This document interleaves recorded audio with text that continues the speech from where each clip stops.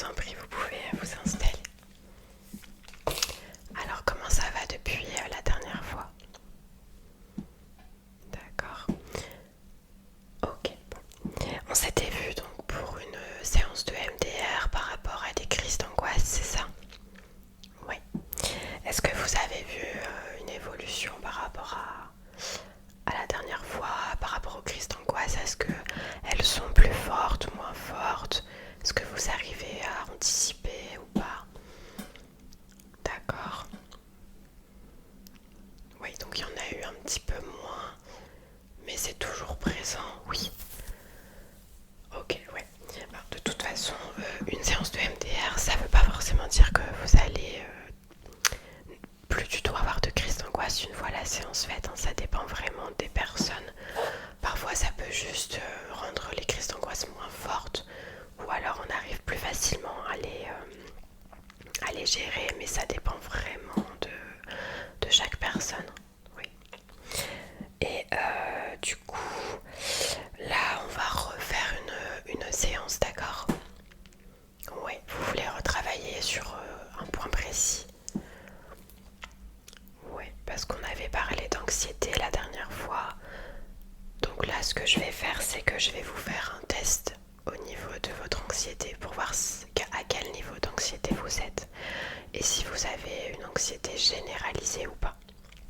L'anxiété généralisée, c'est différent d'une anxiété passagère, ça n'a rien à voir, c'est pour ça qu'on appelle ça l'anxiété généralisée. On parle de troubles anxieux généralisés. Voilà, généralisé parce que ça va au-delà de l'anxiété ou du stress qu'on peut avoir au quotidien.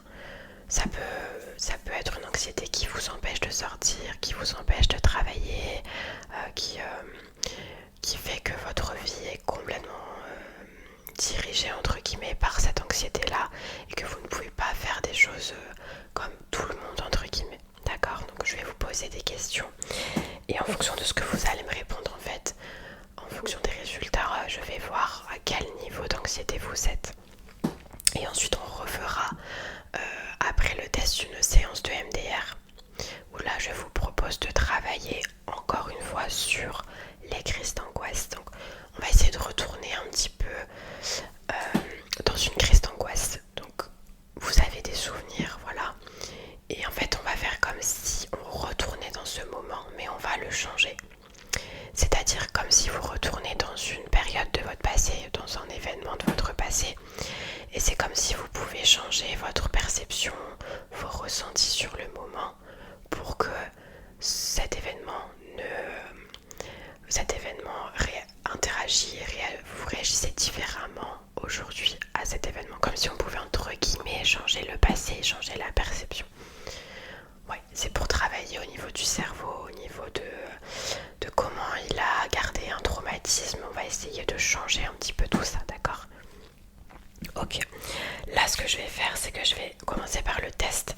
C'est un test qui est très connu, hein. C'est le questionnaire d'anxiété générale de Spielberg. Oui, c'est très connu. Souvent, c'est un questionnaire qui fonctionne très très bien, d'accord? Oui, il n'y a pas de bonne ou de mauvaise réponse, donc vous répondez vraiment à chaud avec vos premiers ressentis, d'accord? Ok.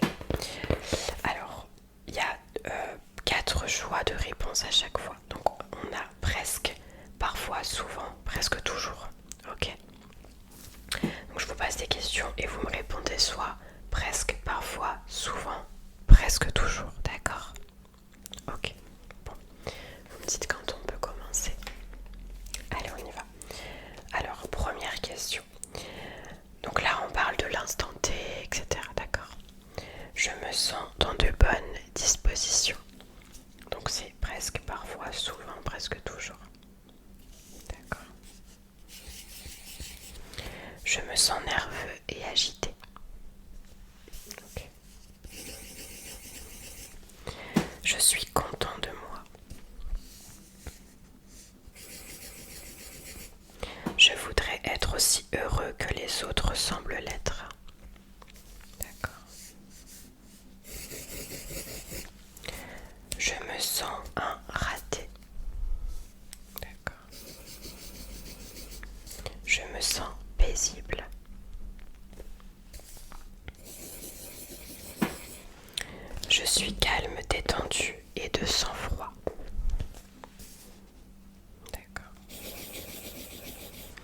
J'ai l'impression que les difficultés se multiplient à un point tel que je ne peux les surmonter. Je m'inquiète trop à propos de choses qui n'en valent pas la peine.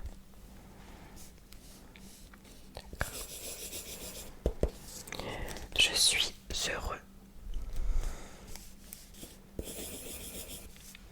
J'ai des pensées qui me tourmentent. Je manque de confiance en moi. Je suis sûre de moi. Je prends facilement des décisions. Je ne me sens pas à la hauteur. Je suis content. Des pensées sans importance me trottent dans la tête et me tracassent.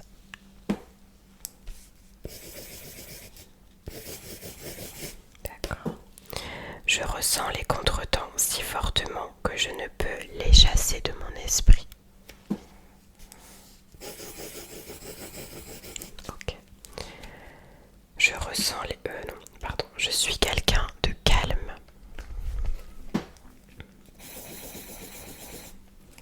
Je suis tendue ou agitée dès que je réfléchis à mes soucis et problèmes actuels. D'accord. Ok. Alors. Donc il y avait 20 questions. Donc là je vais compter en fait le total de points. En fonction de chaque réponse, il y a un taux de... il y a un point en fait. Alors il faut savoir que pour donc pour avoir les résultats, chez les femmes, la moyenne des résultats à ce test, elle est de 47,13 et pour les hommes, la moyenne est de 39,7. Donc si vous êtes au-dessus de cette moyenne, vous avez une personnalité anxieuse. Au plus votre score est élevé, au plus vous présentez une anxiété importante. Chez les hommes, si vous dépassez le score de 51, vous êtes très anxieux et ceci interfère sur votre qualité de vie. Chez les femmes, si vous dépassez le score de 61, vous êtes très anxieuse et ceci interfère sur votre qualité de vie, d'accord? Donc là, je vais compter. Donc alors, là on est à 2 points, là on est à 3, 4, 2, là on est à 2, on est à 1. Alors ici on est à 3. D'accord, on est à 6, 8, 2 points, 4, 3 et 2 points. Donc si on fait le total, 12, 14, 21, 22, 4, 28, là.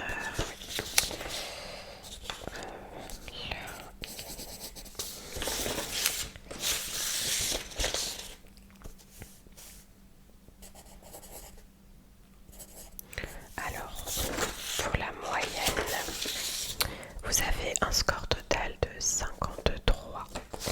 Donc ça veut dire que vous êtes au-dessus de la moyenne. Oui, vous êtes au-dessus de la moyenne et au-dessus de la moyenne par rapport à une personnalité qui est très anxieuse. Ça veut dire que l'anxiété est très installée chez vous et donc vous avez un trouble anxieux généralisé. Voilà. Donc ça correspond totalement à ce qu'on avait vu en première séance. On peut travailler dessus bien sûr. Les troubles anxieux généralisés, ça peut durer très longtemps, comme on peut passer au-dessus rapidement, ça dépend. Mais quand c'est vraiment ancré, les troubles anxieux généralisés, voilà, souvent ça prend toute une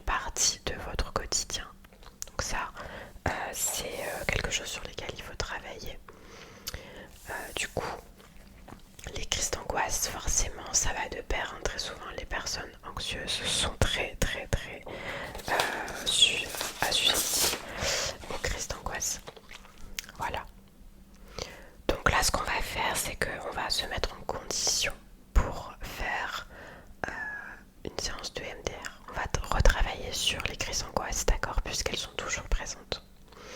Et en même temps, on va essayer de travailler sur les troubles anxieux généralisés, ok.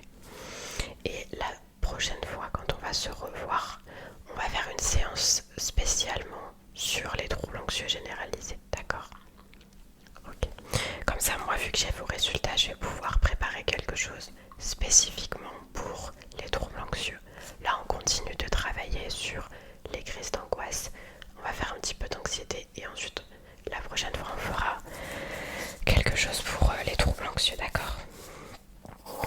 Ok. Alors, du coup, là, on va essayer de se détendre, de faire le vide complètement. Donc, vous pouvez fermer les yeux si vous voulez. On essaye vraiment de redescendre, de relâcher toute la pression. Là, ce que vous allez faire, c'est que vous allez prendre 3 grandes inspirations. Donc, une première, vous inspirez et vous expirez. Pour tout relâcher, on va faire sortir toutes les choses qui vous tracassent pour vraiment se concentrer pour faire la séance, d'accord? On recommence une deuxième fois.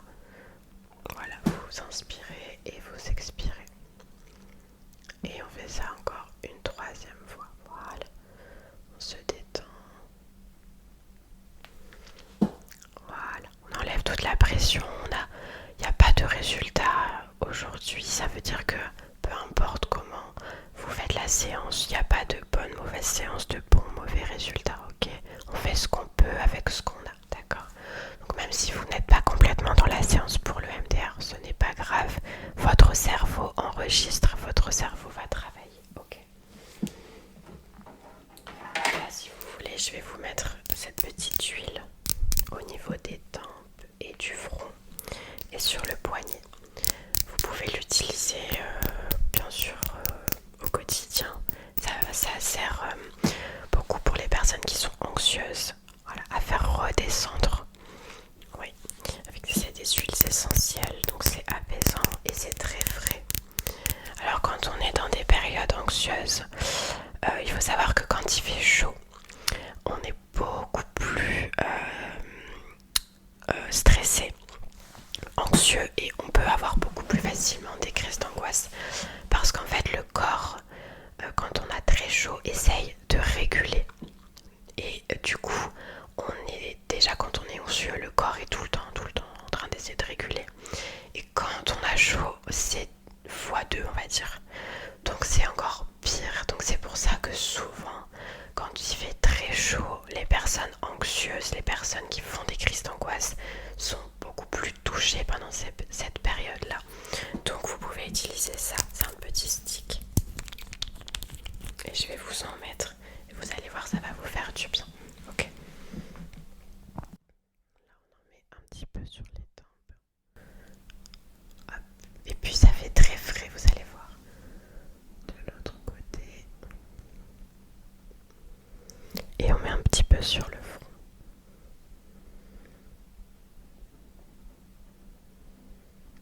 Voilà. Et vous pouvez me donner votre poignet. Et hop, on va remettre aussi sur le poignet, ça fait du bien. Vous sentez, c'est très très frais. Et c'est super parce que votre cerveau en même temps, il va porter son attention là-dessus quand vous êtes en crise. Ok. Voilà. On se détend. Ok. Alors, là vous allez, comme la première séance, je vais vous faire des mouvements comme ceci. Vous suivez des yeux tout le temps. Vous ne regardez que ça, d'accord? Et vous allez écouter ma voix et vous allez faire ce que je dis. Donc là, on va se concentrer. Vous allez choisir un moment dans votre vie où vous avez eu une crise d'angoisse. Alors je sais, c'est pas forcément super, mais on va retourner dans ce moment pour essayer de changer la perception de votre esprit, pour essayer de changer un peu comment votre cerveau se souvient de ce moment, pour le rendre moins compliqué, moins traumatisant. Ok. Donc quand c'est bon, vous me le dites. Vous avez trouvé le moment, d'accord.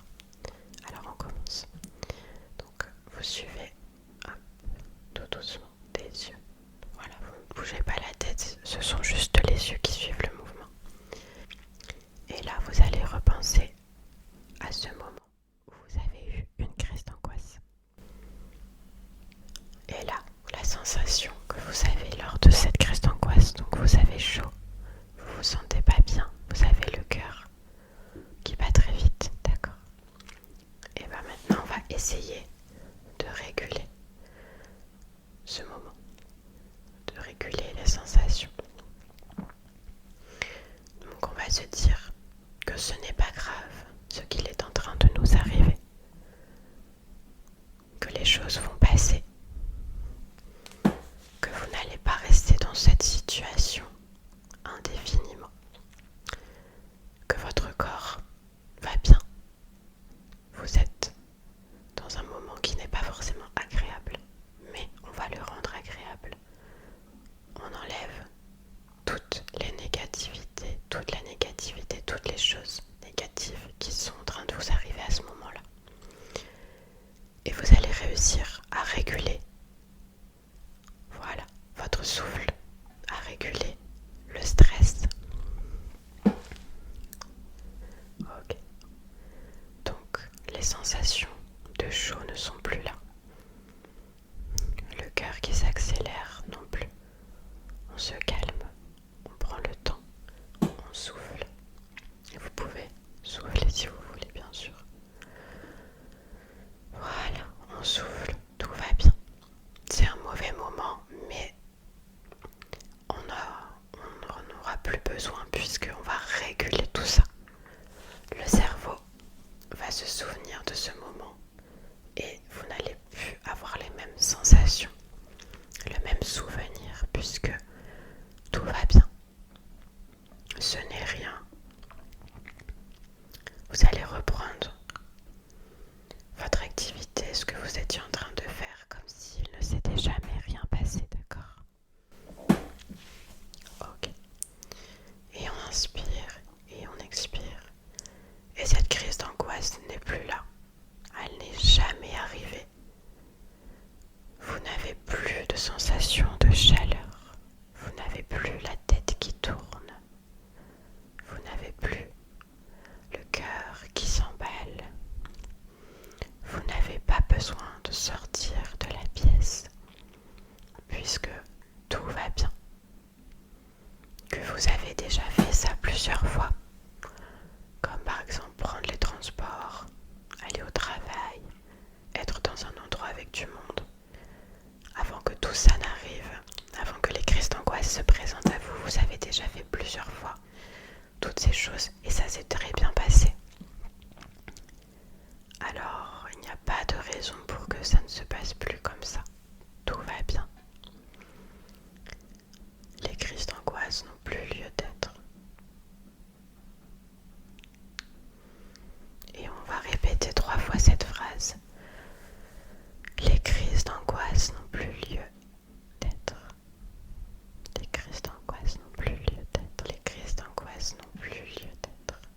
Vous allez voir que le cerveau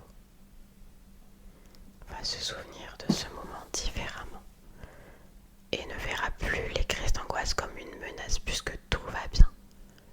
Les crises d'angoisse vont s'estomper et vous allez aller beaucoup mieux. Ok, vous pouvez relâcher, ça va? Oui, vous vous sentez bien? Ok, n'hésitez pas à vous répéter ces phrases-là aussi en dehors des séances pour habituer votre cerveau. Parce que oui, quand on est dans des situations d'anxiété comme ça, en fait, le cerveau, la façon dont vous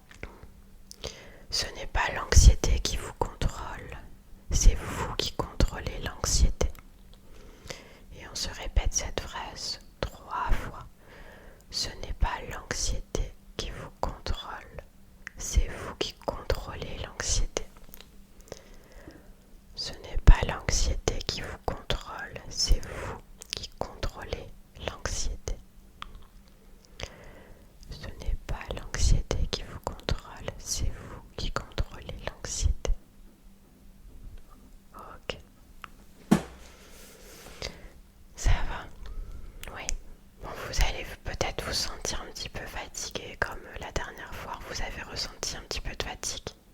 Ouais, bon. Ok. Alors là, ces petits exercices-là, des phrases, etc., comme je vous ai dit, vous n'hésitez pas à vous les répéter, d'accord? Ok. Bon, déjà, ce qui est bien, c'est que vous êtes réceptive à l'EMDR, que la première séance déjà a fonctionné sur vous. Donc, si on continue de travailler comme ça, au fur et à mesure, vous allez avoir des super résultats. Ok. Bon, ce qu'on fait, c'est qu'on se reprend un rendez-vous dans minimum 2 semaines, d'accord? Voilà, 2 semaines, 3 semaines. Il faut laisser du temps en fait entre chaque séance, ok? Mais vraiment les résultats, moi je pense que ça va être concluant. Il n'y a pas de raison que vous restiez dans cette situation-là. Ok. Bon. Est-ce que vous avez des questions peut-être, des interrogations, quoi que ce soit? D'accord, bon. Oui, au niveau de l'anxiété, on va le travailler à la prochaine séance, d'accord, sur votre anxiété généralisée. On va faire le point dessus, on va essayer de comprendre d'où ça vient et pourquoi elle est apparue. Et on va essayer de diminuer, de faire retravailler le cerveau différemment parce que c'est pas que dans la tête, c'est pas que dans la façon de penser. Il y a des changements réels dans le cerveau quand quand on a un trouble anxieux généralisé. Et c'est pour ça qu'on réagit pas pareil et que le cerveau est toujours en hypervigilance. Ouais, le cerveau sécrète pas la même chose, etc. Mais ça, je vais vous expliquer à la prochaine séance et on va travailler dessus. Ok? Mais vous inquiétez pas, hein, les choses elles vont. Si on travaille, il n'y a pas de raison que vous restiez comme ça. De toute façon,